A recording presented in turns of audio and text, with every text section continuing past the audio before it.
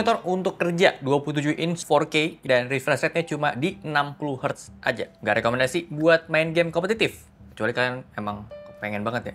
Main game casual di sini oke banget untuk nikmatin visualnya yang super crispy. Secara desain monitor ini simple aja, tapi sayang bezelnya ini belum yang paling tipis. Kakinya yang perlu gue appreciate, model yang mounting ke VESA mount gini, full ergonomic, height adjustment bisa, swivel ada, rotate-nya oke, dan tilt-nya juga ini mantap. Simple aja gitu untuk bentuk kakinya dia, kotak doang. Walaupun ujung-ujungnya gue pakai bracket lagi sih ya, karena emang keterbatasan space juga di meja ini. Tapi kalau meja kalian udah cukup besar, menurut gue nggak perlu lagi sih untuk tambahin bracket di monitor ini. Perlu take note, monitor ini akan maksimal banget fiturnya kalau kalian itu adalah user laptop yang laptopnya itu udah ada Type-C Thunderbolt, support DisplayPort, sama Power Delivery. Kalian cukup pakai satu kabel ini aja yang dapat di paket pembelian juga, kalian bisa bikin setup monitor sama laptop kalian tuh jadi clean banget. Nggak perlu tambahin kabel display, nggak perlu tambahin kabel power lagi, karena ini udah ngasih power ke laptop kalian juga sekaligus untuk nampilin gambar dari laptop ke monitornya. Dan tentunya cukup banget karena power delivery-nya udah di 60 watt. Opsi lainnya tetap ada HDMI 2.1 dan DP 1.4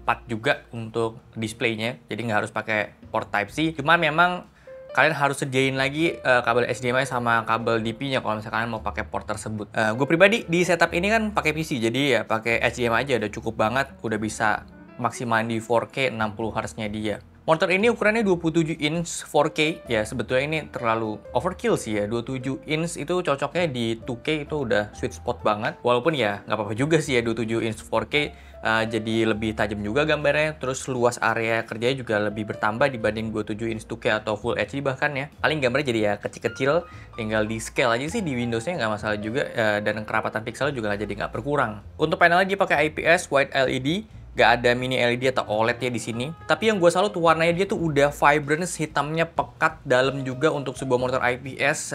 Awalnya gue ngira ini ada mini LED atau semacamnya, ternyata enggak juga sih ya, cuman LED biasa aja. Ternyata monitor ini tuh defaultnya kalau gue lihat di OSD setting udah nyala HDR-nya dia di auto, dan ada beberapa mode lainnya. Menurut gue yang paling enak itu ada di SDR 400 sih ya, karena warna itu lebih stabil, lebih nggak terlalu yang vibrance, dan warna merah itu nggak terlalu ke push. Dan kalau misalnya kita mau aktifin di settingan display Windows-nya SDR ya, ini udah bisa ke play kalau streaming video. Jujur buat gue pribadi sih prefer dimatiin aja HDR-nya, karena sebenarnya warna dia tuh udah cukup vibrance, kalau dimatiin pun nggak masalah, dan kontrasnya juga udah cukup dalam gitu hitamnya. Nah sekarang kita lihat warnanya kayak gimana. Pengetesan gue untuk color gamut di monitor ini dapat di 99,2% sRGB, 93,9% Adobe RGB, dan 91,5% DCI-P3. Untuk warna defaultnya dia tanpa diapa-apain kita dapat di 3,93 Delta I untuk rata-ratanya, dan untuk warna putihnya di 2,11. Gua saranin kalau misalnya kalian emang mau pakai monitor ini tanpa dikalibrasi, pakai aja preset sRGB-nya dia.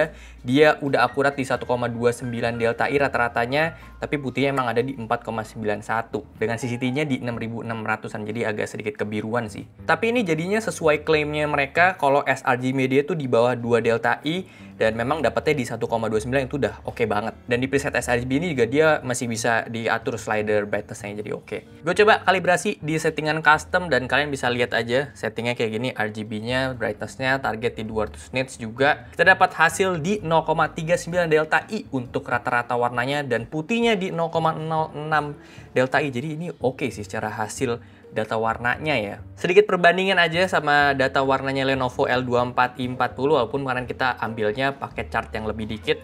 Tapi si N27P ini punya hasil yang jauh lebih bagus ya dibanding bawaannya L24i kemarin. L24 itu akan bagus ketika dikalibrasi memang. Tapi itu dia gue rekomendasiin kalau pakai N27P ini, kalian bisa pakai di preset sRGB-nya. Warna putih maksimum di monitor ini tuh dapat di 306 nits. Udah cukup banget lah untuk indoor. Gue aja pakai di 200, brightness-nya di 50% aja itu dapet. Oke, jadi ini monitor emang yang cocok banget untuk kerja yang tadi gue bilang di awal, karena ya dia punya refresh rate tuh di 60 Hz doang. Untuk sebagian orang yang main game kompetitif, tentunya gua nggak rekomendasi monitor ini. Cocok buat kalian yang emang kerja aja. Dan jujur di setup yang bawah ini, gue emang pakai buat kerja gue di Notion semuanya. Jadi sebenarnya refresh rate tinggi pun nggak jadi pengaruh gitu. Satu hal aja buat gue pribadi yang sering ngelihat 144 Hz ke atas refresh rate dari sebuah monitor, pindah ke 60 Hz itu penyesuaiannya pas lagi browsing scroll yaitu cukup kerasa lah.